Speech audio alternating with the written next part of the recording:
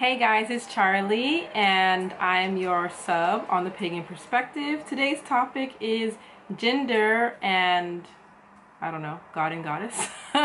Gender and deity, and I am going to get this started. What is the topic? The topic for today is gender and paganism, so let's get started.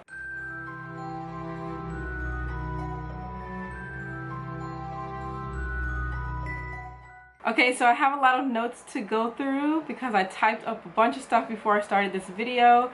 Hopefully it's not too much reading for you, but I'll try to keep it limited. Also, that red thing in the background is a cross outside of my window. There's a church right out there, so that's what that red thing is in case you guys are wondering, and let's get started.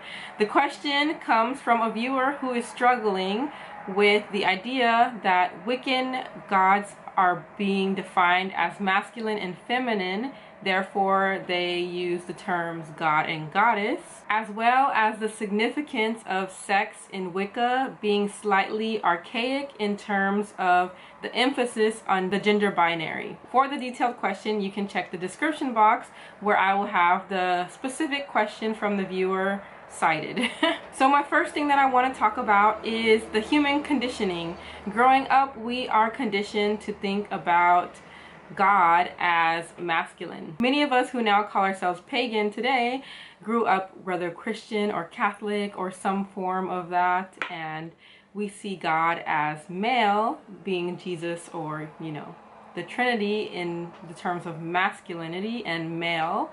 And even those who did not grow up Christian but in some other religion or even atheist might still see the term God as masculine and male due to our surroundings and, you know, upbringing around the society that considers God as male in general overall. So the thing that we have to do now as pagans is to recondition ourselves, or kind of really question, what do we believe? If we don't believe that God is only male, for example, or masculine, even if we believe that there is a femininity in God, we might still struggle with that idea of going back to our old ways of thinking. So what we need to do is let go of that and kind of, in a way, recondition ourselves to really understand what we believe and kind of reinforce that so that we can let go of our past. Many times we hear the term God and Goddess and we automatically think that the goddess is less than the god, and that is also due to conditioning, and it's something that we just have to work through and kind of work with along our journey, because maybe you really don't think that it is that way, but because of conditioning you are reinforced over and over when you hear God that God is above goddess. So just think of that as a part of a work that you might have to do in your practice as a form of letting go and letting go of those past conditionings. Another thing to think about is that human beings see gods or deity as kind of like a human representation. Most people see gods and goddesses as they see humans with human characteristics, unless you're someone, for example, who might consider plants or earth as deity, and then you might have a broader idea of deity, not just masculine and feminine.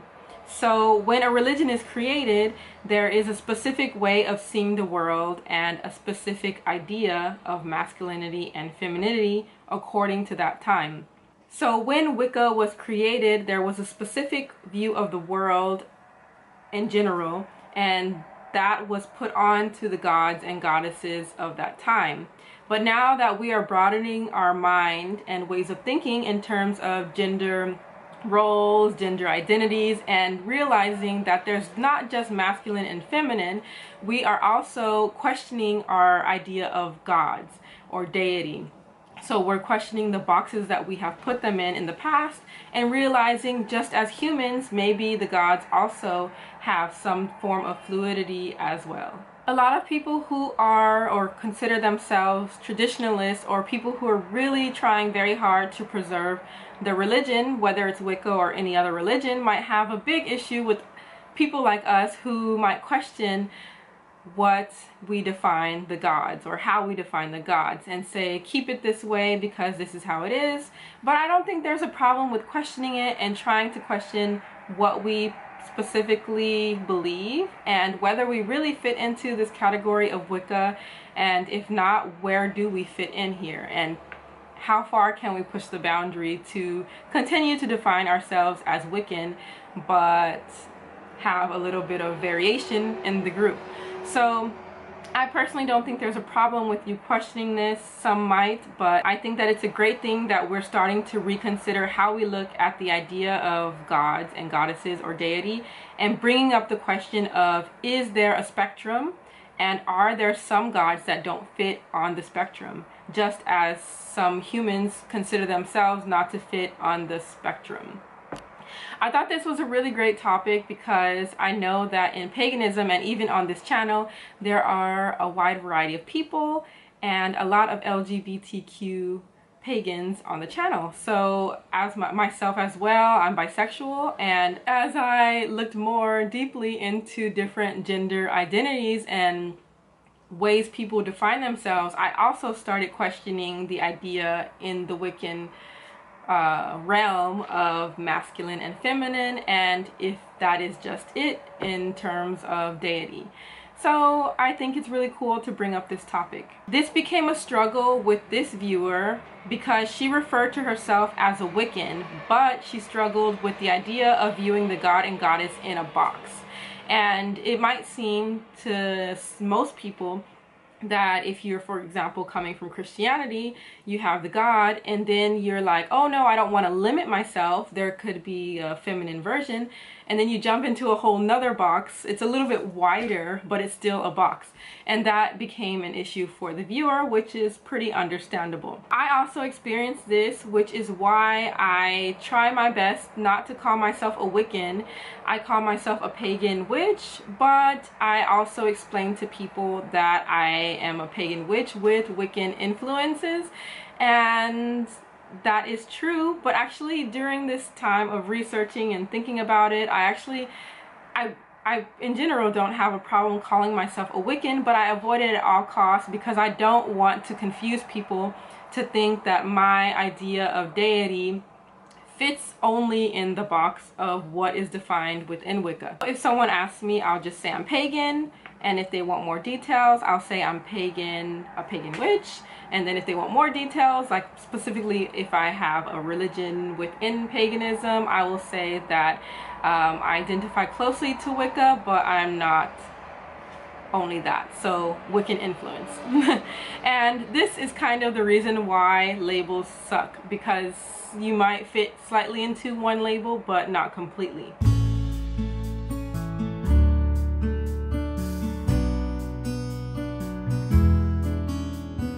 Okay, so the question becomes, how far can I make this religion my own without stretching the term Wiccan, or whatever religion you're looking into, too far to where it becomes a completely different religion, or a new religion altogether? And how do we preserve the beauty of the belief system while acknowledging new ways of thinking and viewing deity?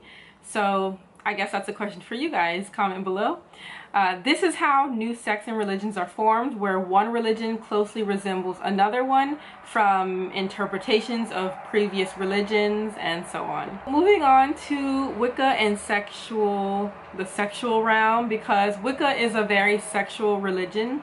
Looking at the Wheel of the Year, you can see this in the story of life and death, and the seasons, and the god and goddess throughout the year of dying and being reborn, and different stages of, you know, the god and goddess. And this also is represented in the chalice and Athena, as well as sexual rituals like the Great Rite. So as you can see in just those few, maybe 3 or 4 realms of Wicca, there is a lot of emphasis on sexual nature and sexuality and masculine and feminine energies coming together. So because Wicca is centered around life and death, male and female, as well as masculine and femininity, or masculine and feminine, is also inherent or essential in the religion. So that's one thing that you can understand, and that's kind of something that I actually finally understood after doing this research for the topic. I always try to steer away from defining myself as Wiccan, and the main reason was because of the idea of deity only being structured as masculine and feminine, and I didn't want to put myself in that box due to it. But if I think about it, it does make a lot of sense in terms of the wheel of the year and life and death. In order to create life on human terms, we need the we need the male and female to come together, and that is how we create life. And if we are taking attributes from humans and putting them onto deity, it makes perfect sense. But I have something else to share that might help to open your mind. So some people might wonder how you can relate to the god and goddess and be a part, for example, of the LGBTQ community, or especially someone who doesn't fit into the gender binary of male and female. I personally would consider that the gods for me are not literal and just representations. Therefore, they cannot have a literal sex, such as male or female, but might have an energy that feels masculine or feminine according to society's standards, as well as some neutral energies. This energy also represents the human traits that it takes to create life.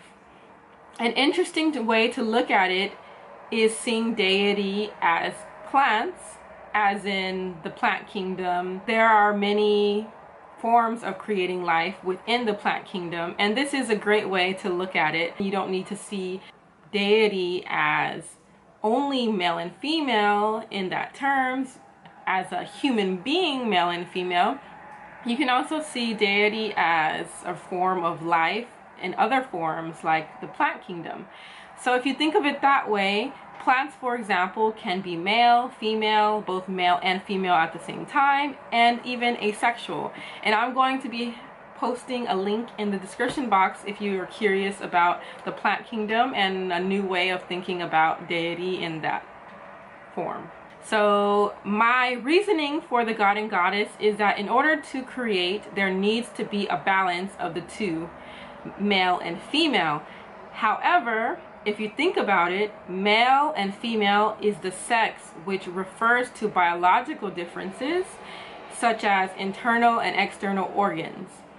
But the gender describes the characteristics of what society defines as masculine and feminine energy or characteristics. Another question to ask is if deity is limited to our human abilities, or does deity surpass that? And you can say that for yourself. You guys can answer this in the comment section. It's a very good question, and it is, if God is a representation of masculine energy and goddess is a representation of feminine energy, and it's not whether they are actually male or female in the physical terms, then technically what we call a male god could represent itself as a goddess if we're speaking on energy alone. So you guys answer that question for me. Do you think that if masculine and feminine is referred to as energy and not whether they're male or female, can a god present itself as feminine, therefore a goddess? But I don't know if you guys get my question, but that's pretty much the question. I'll also put it in the description box so you guys can think about it more if it might confuse you. And on a side note, I'm currently reading a book on pagan weddings, and it's called Handfasting and Wedding Rituals, Welcoming Hera's Blessings. It's by Raven Calera and Tannen Swartzstein. And Raven Calera is a female to male transgender, and although so far there aren't any discussions on LGBT weddings, for example, I thought it was very interesting that there was, and cool, to see a hand fasting book written by an LGBT pagan. So that'll be in the description box as well if you're interested. Thank you for watching. I hope I opened the discussion a little bit more and you guys got to see a little bit of my thoughts. Sorry if there was a little bit of reading in this. I had a lot of notes. Thank you for watching, and I will see you next time. Bye.